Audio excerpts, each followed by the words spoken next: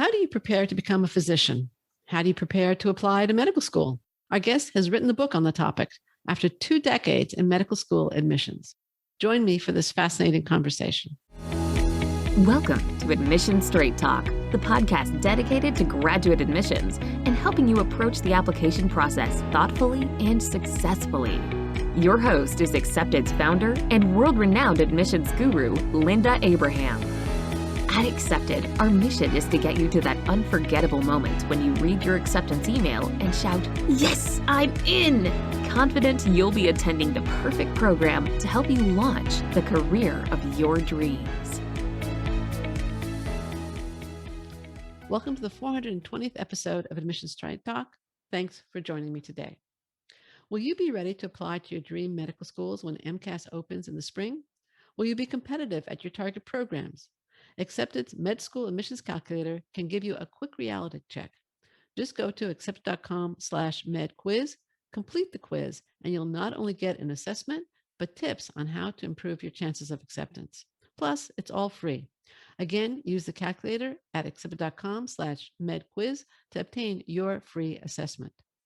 Today's guest, Dr. Sunny Nakae, is a Senior Associate Dean for Equity, Inclusion, Diversity, and Community Partnerships at the California University of Science and Medicine, their School of Medicine, one of the country's newer medical schools. Dr. Nakae earned her bachelor's and MSW from the University of Utah, and then her PhD in higher ed at Loyola University of Chicago. She started working in medical school admissions in 2006 as Director of Diversity at Northwestern's Feinberg School of Medicine, moved to Loyola Stritch for 6 years as Assistant Dean for Admissions, Recruitment, and Student Life, and then another 2 years at UC Riverside, again as Associate Dean, and then last year joined CUSM as Senior Associate Dean, Equity, Inclusion, Diversity, and Community Partnerships. All that experience is reason enough to invite her to Admission Straight Talk. However, I also want to discuss her fantastic book, Premed Prep, Advice from a Medical School Admissions Dean. Dr. Nakae, welcome to Admission Straight Talk. Thank you so much, Linda. Happy to be here. Okay, great. Now let's first start, before we get to your book, let's talk a little bit about CUSM and the MD program there. Can you give us an overview of the CUSM MD program, focusing on its more distinctive elements? Sure. California University of Science and Medicine, School of Medicine is a community-based medical school. So if students are paying attention, that means that we are really focused on training at a lot of different sites. We're focused on primary care. Our main affiliation is Arrowhead Regional, but we also have sites at St. Bernardine's, other places. We're in inland Southern California, so about 90 minutes, a little under 2 hours from the coast. So it's a very underserved and economically divested region of California. So our goal is really to produce more physicians that want to train in our region and stay in our region and take care of people that live here. So we are focused on primary care. Like I said, we have early clinical experiences where students are placed with preceptors and clinics, outpatient settings, so they get very comfortable with outpatient and preventive care and ongoing, clinical home type settings. And then another distinctive element that we're developing is we've recently changed our service learning into something called Change, which is students actually will have a similar placement with a community partner that they do on the clinical side through the CARE program. So CARE and Change together are going to create this opportunity for students to actually learn about structural determinants of health and what our director calls health adjacent services. So it's a way for us to give back as a school, which is important to us. We want to make a departure from the typical pedagogical models that use a colonialist approach, right? We're going to come in and do what we want on our terms and demand certain things of you and impose our learning objectives on you and then go away. And then a new group of students is going to come and do the same thing, right? Who's the you in this case? So the students are going to be doing it, right? So the students are going to be put into they're in college groups, and so Right. they will be assigned to a community partner. Let's pretend like that's harm reduction, in inland Southern California. So they're going to work with this community partner, a nonprofit organization, educational group, And it's really about what the community partners' goals are. So the student's job is to learn about what the community partners' goals are, what their strengths are, how they can actually leverage the talents and gifts they bring to the school as students to actually help our partners achieve their goals. So the learning is real learning. The contributions are real contributions. And we're really hoping, it's what we call it change, right? It's not a service project, it's a contribution to change that is really directed, co-directed and led by our community partners. So we're hoping to have those folks come and lecture to our students, presenting them and their expertise, community partners as experts who can really teach us, future physicians, how to navigate aspects of the community that can be really challenging, like housing insecurity, food insecurity, employment, immigration challenges, mistreatment, Abuse. policing, conduct, yeah, all that kind of stuff. So we're really, I'm excited about it because I know students crave very much to make a difference and go into medicine because they care deeply about community. And then they're totally disconnected from community and it's extracurricular in medical school. So we actually want to give back through our educational process by leveraging the strengths that our students have and the passion that they have as part of the curriculum. So everyone will do it. And they'll do it in teams in their college groups and hopefully also be part of a leadership structure that will help us continue to maintain continuity for our community partners, lessening the burden on our community partners for onboarding us and teaching us, how to be in their spaces. All right. So if I have it straight, care is more about clinical exposure and change rather is more about non-clinical community service. Is that a fair characterization or am I off? Yeah, no, the focus of it. So some of the change sites might have like harm reduction, for example, as clinical elements to it, right? Sure. Like people exchange things like that, but they're not providing medical care. So yeah, so all the care sites are primary care sites, and then the change sites are health adjacent and could be any number of things that contribute to structural determinants of health. Got it. Very interesting. And are the students still having this exposure, whether it's through change or care, despite COVID, or how has COVID affected the non-didactic portions of the curriculum at CUSM? Yeah, so we've had to kind of change a little bit for this year. And I joined CSM in October of 2020. So the faculty had already done a lot of adaptations, due to COVID. And so we're prospectively kind of revamping our service learning because a lot of it ended up being virtual. So we gave, students kind of anti-racism, anti-oppression kind of reading lists, and did they want to do book clubs, and they've done programs. Some of our students have helped with vaccine rollouts and vaccine education and kind of trying to do outreach to think about, improving community capacity to get people the care that they need. So we've had students kind of share those projects as part of it, as much as our post-COVID and post-vaccination world is allowing. But a lot of stuff was done more virtually this year than what we really would have preferred. Especially for the clinical skills, we ended up doing in small groups because it's pretty hard to teach those sort of remotely. Yeah. So, Yeah. But we're hoping to really get back out there, and I know the students are quite eager to continue their clinical outreach and street medicine and other aspects that they do in our county. Okay, great. Now let's turn to the application for CUSM. Are your secondaries screened in any way before they're sent out, or are they automatically sent out? I don't think our secondaries are screened, and I was trying to look at the answer to this. I think it's in the MSAR, but I'm pretty sure that we send them to verified applicants because we get so many applications. So yeah, we got, I think, 2,000 our first year. We've just recruited our fourth class. So the class of 2025 is our fourth class. So we're now at a full complement. So you graduate your first class next year, right? Yeah, great. Next year. Yeah. So yeah, we went from getting, a couple thousand applications. This year we're well over 6,000 applications. So, yeah. Okay. And what do you hope to learn from the secondary that you don't learn in the primary? So one of the things that we are adding for the coming year as part of my role, is in equity, inclusion, diversity, is synchronizing and implementing equity practice across faculty, staff, and student areas. So we have some equity practice and anti-racism questions that will be on our applications to join as staff that are in our faculty search processes and that are also going to be on our secondary. So we're interested in a person's previous experience and or openness or willingness to learn about life experiences, identities, and challenges that have been different from their own. And we do really want to assess a person's, like I said, openness and willingness to engage in that learning, because we have a goal to be and to continually strive to be an anti-racist institution, and that requires universal engagement in equity practice. So hopefully students will take the opportunity to share with us in those questions that will be added to our supplemental for the coming admission cycle. Our Master's in Biomedical Sciences program, which is like our post-bac program, also has the questions, and they're the same, but versions of the same, and the rubric is the same across all of those constituencies, because I think in a professional school, everyone can be held accountable and sort of respond to how are they doing these things and how do they think about this in their professional journey. Okay. How would you address concerns that CUSM is a new program? We said that just a second ago, the first graduating class is next year. Congratulations. And so far has only preliminary LCME accreditation. This actually came up on our staff, this question. Yeah, it's a good question. So there's different phases of accreditation for the Liaison Committee for Medical Education, the LCME.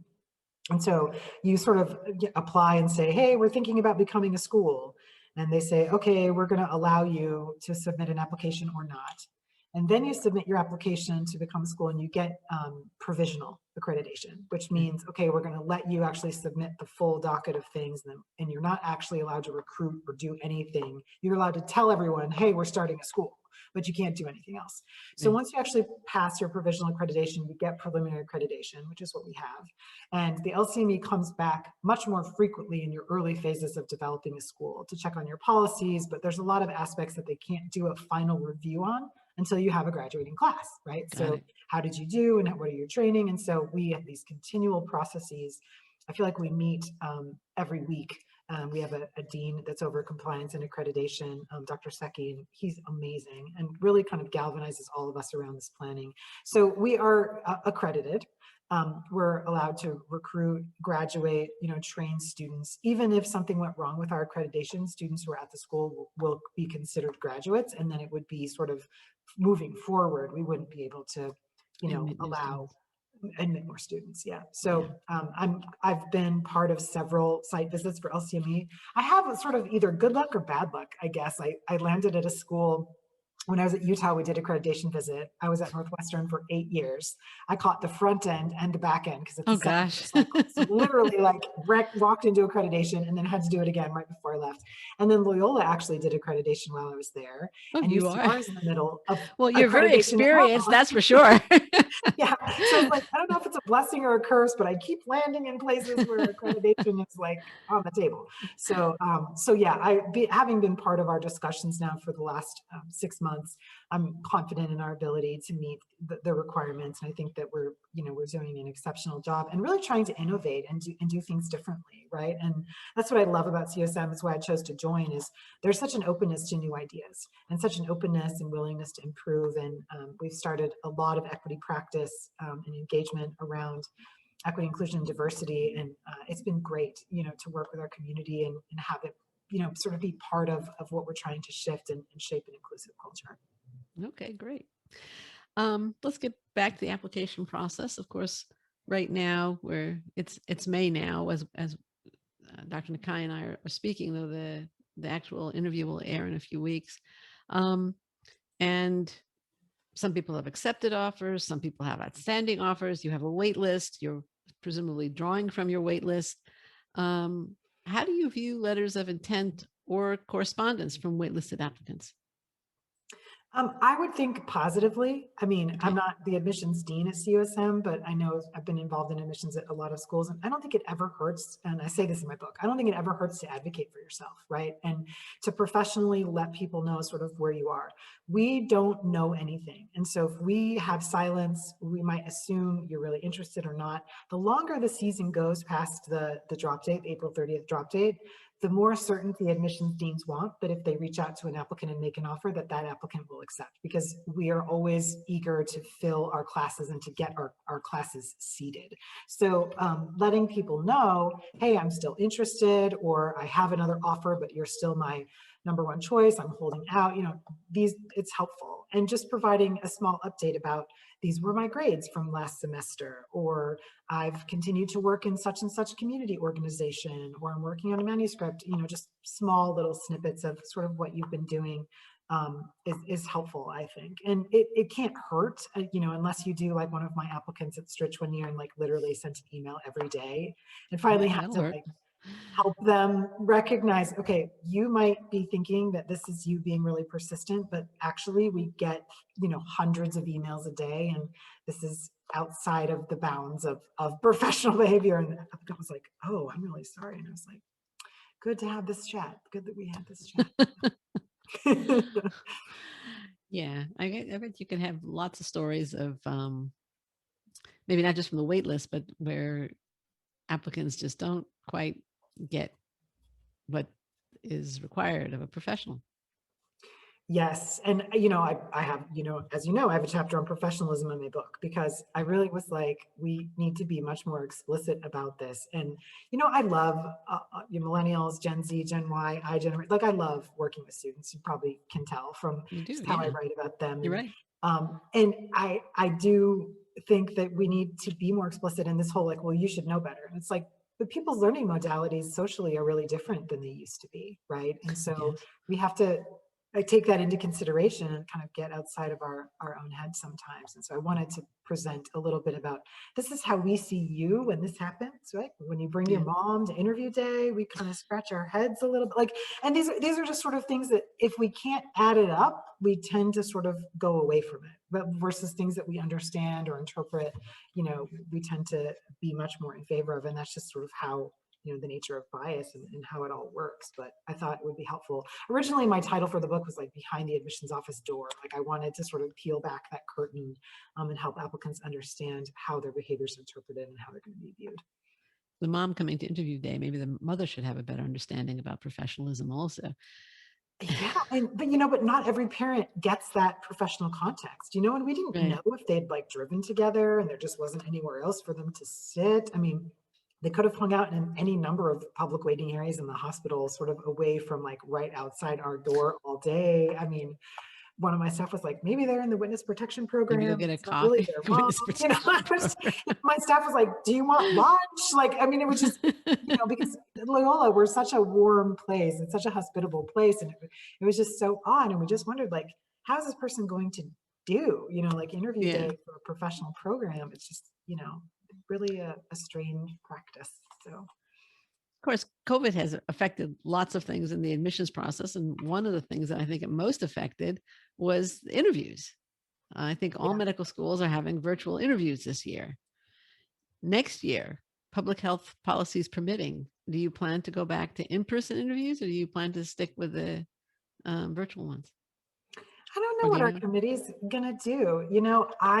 There's a lot that I like about the online interviewing. I think it just goes to show you that, medical education is just so slow to change. There are certain ideas that are sacrosanct that we just cannot let go of. And people were so vehemently like, you need to like get a feel for the person, and you can't do that over interview. Because there's been times where I've had people like halfway across the world that just couldn't make it to their interview day. And there's also applicants who don't apply to as many places or turn down interviews because they can't afford to go or aren't able to go as early in the season as they should because they don't have the money, right? So there's a lot of equity implications to how we do this. And almost every dean I ever talk to, and committee members too, were like, no, we want to lay eyes on this person. We want to, be in their physical presence. And COVID came and everyone was like, okay, we figured it out. And then we were all forced to do it. And all of a sudden we're like, it's actually not that bad. And there's aspects of it that we like. And I don't think we're always going to be only selecting people this way, but there might be revisit, or there might be other modalities. I know a lot of deans are really concerned about offering both, because we sort of feel like one or the other is a more fair application of how to do it, right? Like you might have a bias built in about, well, this person was really invested, so they showed up in person, kind of thing. So, but I hope a lot of schools do keep the virtual interviews, because I think, well, while they introduce different kinds of bias, the socioeconomic burden of interviewing it can be thousands for some Yeah, applicants, depending on where they live and how they travel. right. No, it's true. It's going to be very interesting to see how that plays out over time. Now, I'd like to turn to your book, Premed Prep, Advice from Medical School Admissions Dean. One of the things that you wrote, which I thought was a fascinating comment, and it was early in the book, was you wrote, "My goal with this book is to shift the paradigm from, quote, what do I need to do to get into medical school, close quote, to what kind of person do I need to be in order to become a physician? Why is this shift necessary?" Oh, that's the crux of, you Your know, book. yeah, I mean, it's just, I work with students and there is such a worry about how am I going to stack up, right? Right, Like, how right. does my resume and all these elements and experiences of certain types and likes and kind going to be? And there's just this element of competition that really undermines joy, but also authenticity, because people are like, oh, well, you're doing Relay for Life, though I guess I better do Relay. Oh, you joined the Art Society, I guess I better. And people feel this benchmarking of themselves with each other, when none of that really matters when you're face to face with a patient in one of their most vulnerable moments. That's about knowing who you are and why you wanted to be sitting there, why you wanted to be the surgeon at the helm, why you wanted to be the hospitalist who's managing difficult cases, or a pediatrician, counseling a parent and child. Like, it's really a journey of transformation. And the students that I witnessed that did it well, that were the best applicants, had at their core who they were and their reasons and purpose that really shone through. And I really started to notice that it wasn't necessarily all of the accolades. It was what those accolades and the journey meant to the student. And then watching them, I had the benefit of working with students in the pipeline, but also working with them after they got to medical school, because I was either the director of diversity or the student life dean. And so I got to watch how and whether applicants really thrived. And there were students who did the checklist and got in. And they were less happy about their experience and their professional journey, more disillusioned at the end, more likely to say at the end, yeah, if I would have known all this, I wouldn't have wanted to do this. Because it was almost like they got so caught up in whether they could get in and like get that gold star, that they sort of missed the fact that you're signing up for a lifetime of vulnerability with patients and with yourself in this growth process. So I want to offer that reassurance too, that your life experiences and who you are as a person matters deeply to how successful you're going to be as a physician. And then when people hear that, I think they sort of relax a little bit, because they go, okay, well, I didn't have 1,000 hours of this or that, but I'm clear about XYZ values, or this purpose, or resolute in, why I'm choosing this path for myself. I've had so many med student and resident guests on the show say that I'll ask them, like, what's your last piece of advice or whatever. And they'll say again and again and again, they'll say, I wish that when I was in college, I had followed my dreams more and worried about getting into medical school less. Yes. Okay. Over and over, it's like the most common refrain. And I think that gets in it from a somewhat different angle to the heart of, what do I want to be? Who am I? As opposed to, what do I have to do to get into medical school? I think it's very much Yeah. a very similar kind of message, again, from a different perspective. Yeah, absolutely. And that exploration, and that, I mean, you're much more likely to find something at the end of that whole process that you're happy with, right? Of Even in course. terms of, like, if you still choose medicine, then what specialty you're going into. And it's really about knowing yourself and your professional identity formation. We don't talk about it as much, but it's really at the core of well-being too, right? So you choose this career, and it's all about the competition of just getting there. And the satisfaction is really rooted in the purpose of why you're there in the first place, Right. So yeah, I agree with all those residents and physicians who've said, yeah, pay attention to the things that bring you joy, and really pursue those things. And there's ways to really incorporate that into your application, and not, Absolutely. have to shove yourself inside the checklist box. Yeah. Right. How would you address people who maybe they I don't know, they might have some low grades, they might have a low MCAT score, and they start feeling like, I'm an imposter. I don't deserve to be a physician. Imposter syndrome. Yeah. Well, I think what makes imposter syndrome in medicine and science that much more difficult is we all sort of have it to a certain degree anyway. Like have these moments where we're like, who am I to be doing this? Even I sometimes look at my book and go, I wrote a book. Like I never really thought that I would, right? And so, but I almost feel like medicine and science, because of their roots, they're very, um, they originate from very male, elite, dominant, white, cisgender, hetero, like norms and cultures. And so it's almost like the subculture of those spaces is designed to tell you that you don't belong, right? It actually is not designed with you in mind in the first place. So imposter syndrome in those spaces can be like, it's amped, it's on steroids. So it's normal, I would say, first of all, to feel like, oh, what am I doing here? Every person who's become a parent or taking on caregiving responsibilities for little humans asks themselves that what am I even doing? What is happening here, right? We all have those moments. So just normalizing it doesn't mean that you're going to be a bad caregiver because you're questioning yourself. I think it's healthy to have some sort of reflection and to step back, and that humility Exactly. sometimes goes over into taking away confidence. And I saw that a lot with underrepresented students who'd experienced that. They'd gone to really elite institutions. And I remember one interview I was in at Northwestern, and the student came in and was like, I'm really excited to be here. I just want to apologize for my MCAT score. And I was like, hold on. And I was like, your MCAT score is like 85th percentile. Why are you apologizing for your school? Well, I know the schools is like, the average, I'm below the average for the school. And I was like, okay, we're going to pause the interview for a second. Don't stop doing that. I was like, stop doing that. Like, you're a great applicant. Just you wouldn't stop. be Yeah. here if we didn't think you were, Yeah. So sometimes the things we think matter and we're so hung up on them, like they don't matter to other people. It's sort of Once like you got invited for the interview, it doesn't matter. yeah, my kids, I don't know if you watch Schitt's Creek, but my kids and I love the scene with David and Alexis, where Alexis is sort of helping David step out of his anxiety of what everybody else thinks, because he's so afraid he's going to fail at this driving test. And she's like, nobody cares, David. And so we say that in our house a lot.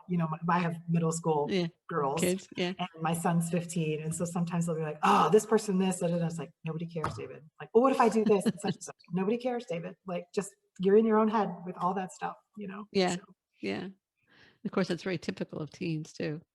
Yeah. And for someone, like, to get back to your question, for someone who doesn't feel like they've had perfection, I mean, perfection is not the goal, right? We don't want people in medicine who are perfect at the expense of progress. In order to have innovation, in order to have those breakthroughs, we have to be willing to fail. And so sometimes the greatest character development and learnings come from when we fall short. And I talk about like sort of the character development in my letter to applicants that don't get in. And really wrote that like very firmly, but also lovingly, to sort of help applicants understand that none of this is really guaranteed. And so who you are at the end of the day is what you're left with. Like when you try for something, like how do you behave when people aren't watching? What sorts of future do you hope and wish for your friends? Like this is really what makes up who you are. So I would always want to encourage those students. I've worked with students whose MCAS application undergraduate GPAs were below 2.0 because they have repeated so many courses. One of those students is today a resident in urology. So wow. I mean, if you want it, we can make a plan, right? And for this physician, it was a 5-year plan. And they came to me saying, oh, I'm gonna, apply to medical school. And I looked at their stuff and I said, okay, well, not yet.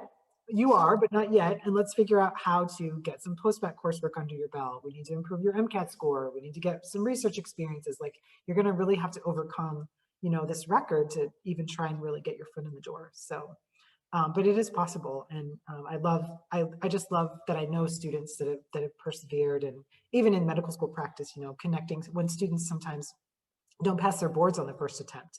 It's like, oh my gosh, this is the end of the world. Everything's crashing down. It's like, let me just connect you with like 10 other people who didn't pass their boards on the first attempt, who are happy practicing physicians today. Like there's some perspective taking that we can do for each other in those moments. There's a difference between a bump in the road and the end of the road. Yes, absolutely. Right. What's your top advice for writing a personal statement on the primary application? I think make it interesting to read. I don't know. I spent a lot of time on personal statements. I bet you do. The whole impetus for the book came from ranting. I write this in the introduction, but I'm like your friendly neighborhood admissions dean, right? And a lot of my former students that are now attending physicians are like, oh my God, the admissions dean is back. Because I would put things in that people did as applicants or things I read that was like, and don't do this. And Yeah. I never thought I'd be saying this, but don't do this. Somebody winking at me in an interview, which was like the strangest thing. The person listed that they played 6 instruments on their AMCAS. And I was like, oh, talk to me about playing instruments. How many, instruments do you play? And so they listed them all. And then they're like, oh, but 7 if you count my voice. And I was like, this has never happened to me before. Terrible. What is this app? Right? It's so terrible. And then you go, maybe this person doesn't realize what the social currency of winking is and how weird and off-putting and inappropriate that was. So then I had, to write this story, de-identified story on Facebook and get all these comments. And it's just, so I pasted in and kind of redacted and changed some details of this stream of consciousness, terrible personal statement mess. One was about doing CPR on a goldfish and how, because, she saved her gold. And I was like, you guys, we can't, this can't happen. So Alden Landry, who's actually one of the co-founders of Tour for Diversity in Medicine, with Dr. Cameron Matthews, they was like, okay, well, put your money where your mouth is, Dean Nakae, what should people write about? You're constantly criticizing applicants, why don't you tell us what this should? And I was like, you know what, Alden, I will. So then I published that blog, Tough Love for Your Personal Statement, from a medical school admissions dean. And it kind of, as if for plain blogs on reflectivemed.org, it still gets the most hits. My former chair, Dr. Koshevsky, says, yep, your blog still gets the most hits, because somehow it just really struck a nerve with people. And I talk about the use of reflection in your personal statements, the meaning making, the so what of your experiences that we want. And if somebody else could change a couple details and put it on Reddit and it could be their personal statement, then it's probably not done yet. And if you don't have the depth of reflection about your experiences, then it's time to reflect on that. Why don't I? Why can't I derive meaning or purpose? Why am I having a hard time articulating what this journey means to me? Then we need to go back and fill in some connective tissue, in a growth zone and sort of figure out why do I want to do this? Because that's a really important question to answer before you embark on, $200,000 in loans and 8 years of training. Right. Or what lesson did I learn from this experience? Yeah, absolutely. Right. That's great. Great advice and great feedback. Regarding activity descriptions, you wrote in your book, this relates directly to what you just said. It is the meaning making and the personal gains from your experiences that truly create value, not the hours. The hours you cataloged likely will not compensate for gaps in reflection and depth in both initial and subsequent phases of the admissions process. How can they obtain meaningful clinical exposure today with COVID and the restrictions? Yeah, so I think that's definitely, sorry, my dog. I think that's definitely a challenge, because most of our medical students for a good period of time got, released from clinical sites because of the dangers of COVID. So I do think virtual shadowing can be helpful. And again, you do have to work to think about and reflect on, what am I seeing, right? The decision-making process or the background, or how this provider interfaces with faculty, other colleagues, ancillary staff members in a healthcare setting. I got invited to be part of a student-run organization, Pre-Health Shadowing, which I really love the students that are working on the board to try and make this sort of worldwide free resource.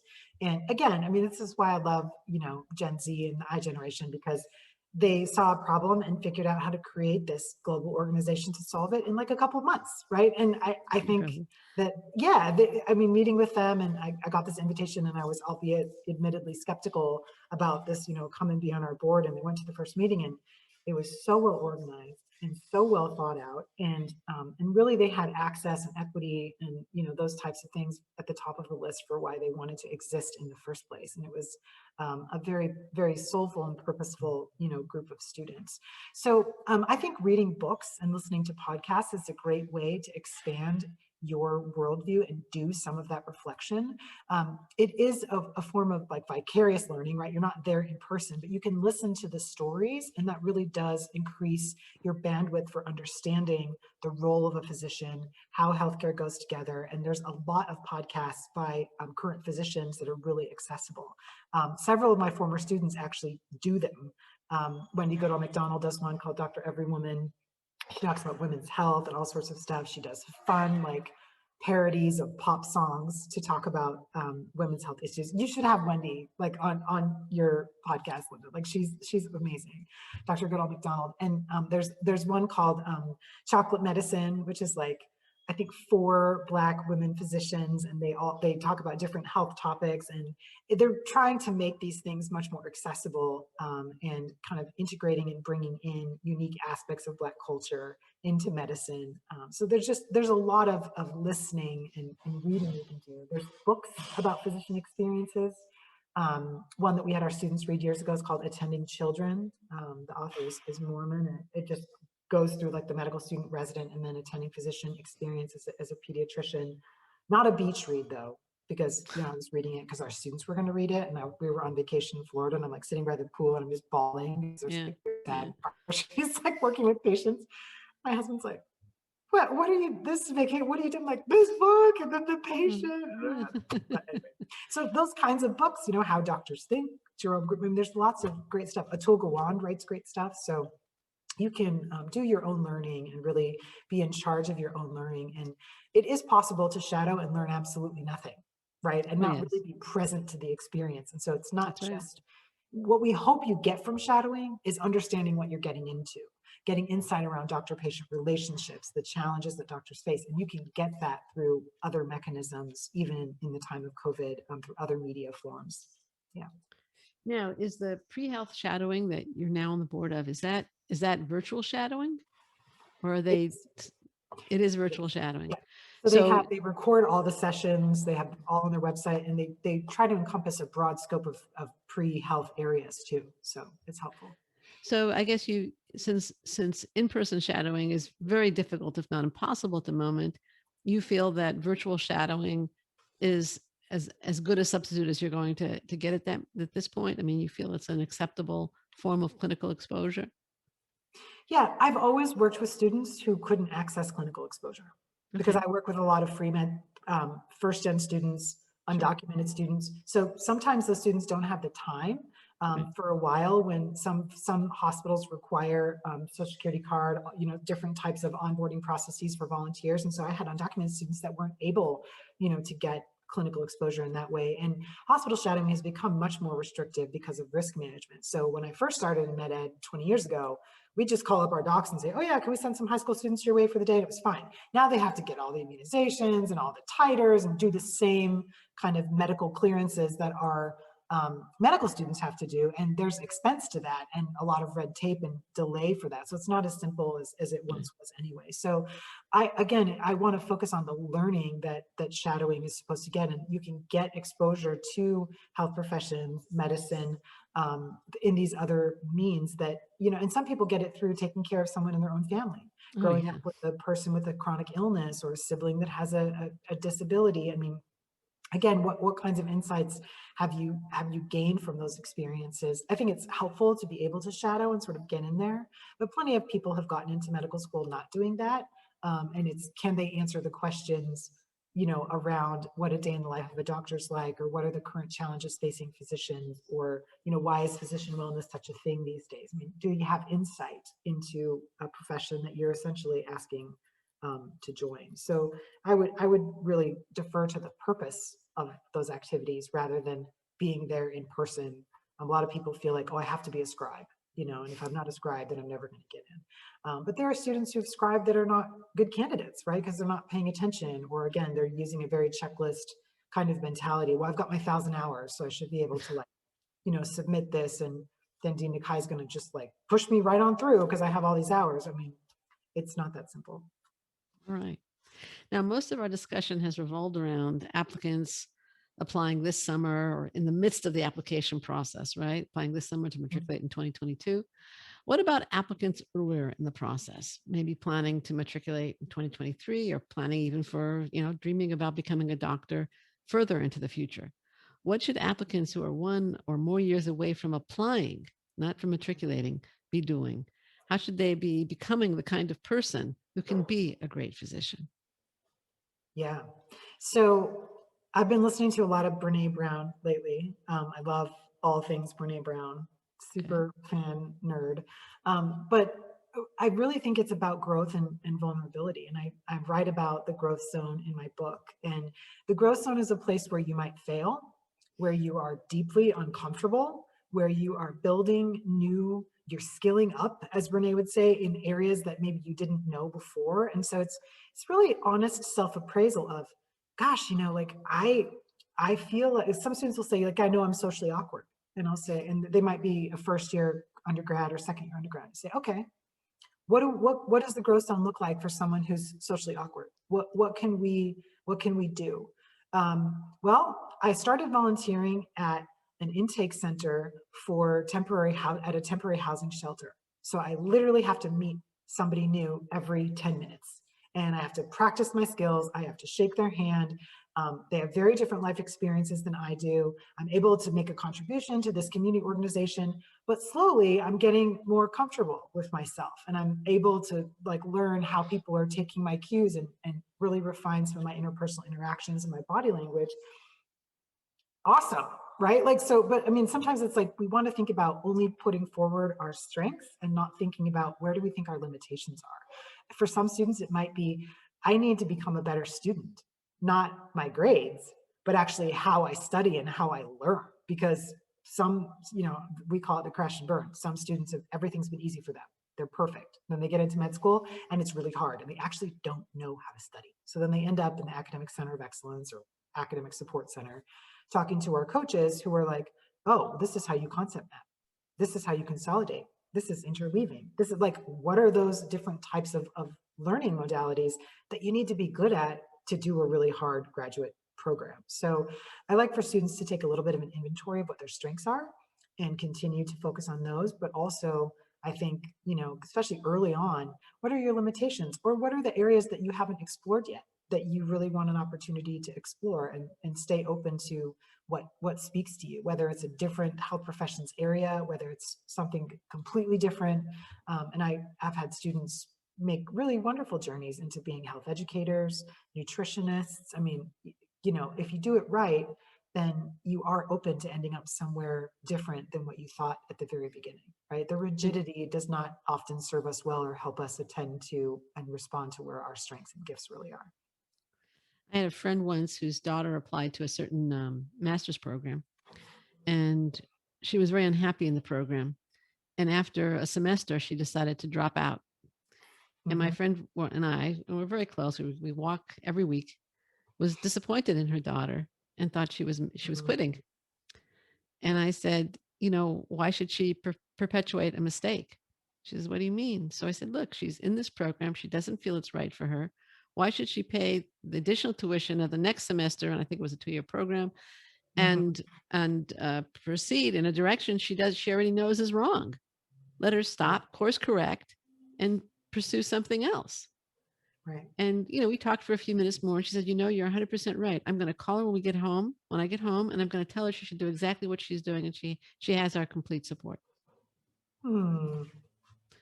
So, my friend was willing to course correct and her daughter obviously had come to that conclusion and then went and, thought about it a little bit, went for a different degree and went for a different profession. Yeah. So, that she was quite happy with. So the idea of course correction is just means that you're a growing person. And I'm sure all your students want to be growing people.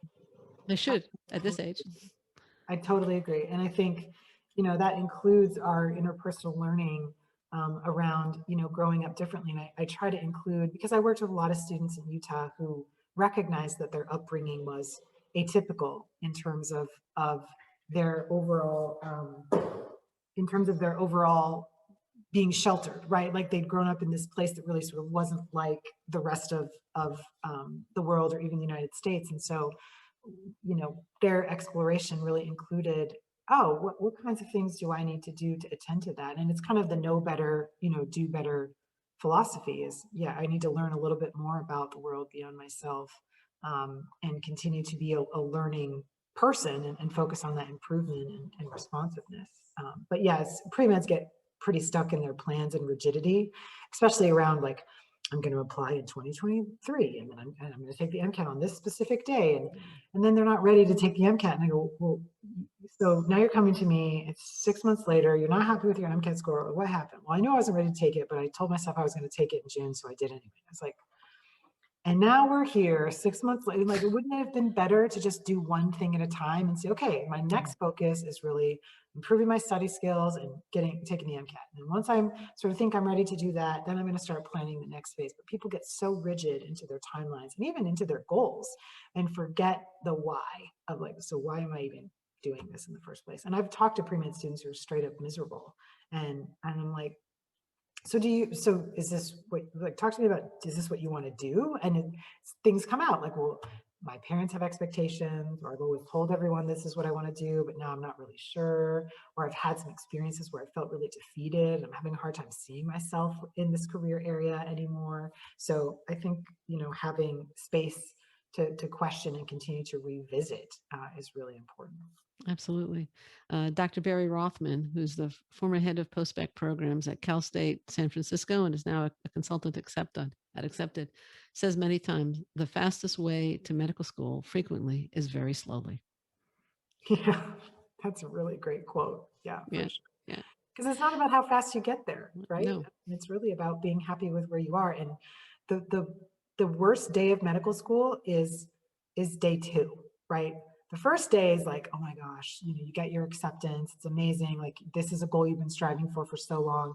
And then there's this dread that sets in of like, oh my, like now I really have to do it, right? Like now the work starts, and there's this, it is a big letdown. Like you see a noticeable diminishing of enthusiasm in the class as the first semester gets underway, and people really are like, I have a lot less free time. Like there's a bunch of realities that sort of set in of like, oh, but this is what I wanted. And so I encourage my first years to think about, something that is a psychological technique, is to think about the counterfactual. How might you not have ended up here, right? Which might make you appreciate the space where you are, and think about where you wanted to be 2 years ago. Like how bad you wanted to be in this seat, in this classroom right now, doing anatomy, doing histology, like grinding it out in pharmacology. Like this is really what you wanted. And then the greater purpose of it, right? Which is to be there for a patient, which is sometimes hard to remember when you're in the grind of those basic science years in medical school. Yeah. Great insight. Well, I want to thank you again, Dr. Nakae. I think we're almost out of time. Thank you so much for joining me and sharing your expertise and time. This has been absolutely wonderful. Where can listeners learn more about CUSM? CUSM.org is our main Okay. website. And so we're happy to, and just, once we receive our accreditation from the Western Undergraduate Universities one, then we'll get an EDU address. But because we're a nonprofit and, not-for-profit medical school at the moment, we have a .org address. So that's probably why it sounds a little funny at the moment, but CUSM.org. And then we're also on Twitter. Okay. And you can find my book on Barnes & Noble, Amazon, or from Rutgers directly. Thank you again, Dr. Nakae, and thank you, listener, for joining me and Dr. Nakae today. We're going to include links in the show notes at accept.com/420 to CUSM's website, as well as to other resources that may be helpful to you listeners. Included among those resources are Dr. Nakae's book, Premed Prep, which is really outstanding. Those of you who listen to the show regularly know I don't normally praise books in that language, but I'm going to do it this time very sincerely. There is gem after gem of insight and very practical hands-on advice in it. And no, Dr. Nakae doesn't pay me to say this. There's no advertising here. This is Admission Straight Talk, produced by Accepted, and I am your host, Linda Abraham. I'll talk with you again next week.